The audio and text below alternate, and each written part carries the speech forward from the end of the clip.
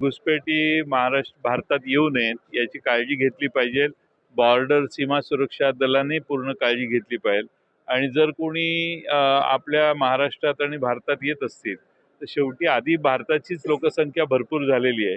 तर आता ती लोकसंख्या वाढवण्यासाठी जर काही वेगळे वाममार्गाने प्रयत्न शेजारच्या देशांकडून माणसं येत असतील तर ती थांबवली पाहिजेत.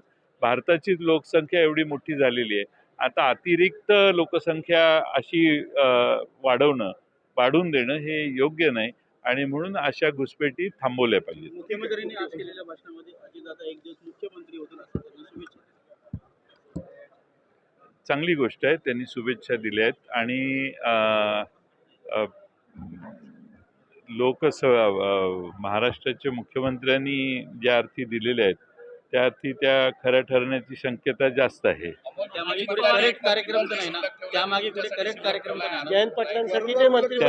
त्यांना भेटा, तुम्ही त्यांना विचारा. मला गरीबाला का विचारताय? माझं काय, मला माहित असतं तर मी तुम्हाला पहिल्यांदाच सांगितलं असतं. त्यामुळे अमोल मिटकरी काय माहिती, तो सरकारचा अधिकार आहे, मुख्यमंत्र्यांचा अधिकार आहे.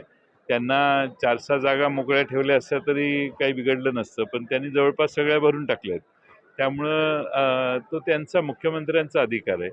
त्याच्यात मी काही बोलणं योग्य नाही आणि ते कुणासाठी ठेवलेलं आहे याविषयी सत्तारूढ पक्षात चर्चा होणं जास्त व्हावं. आम्ही विरोधी पक्षातली माणसं, आम्हाला गरीबाला का त्रास देते?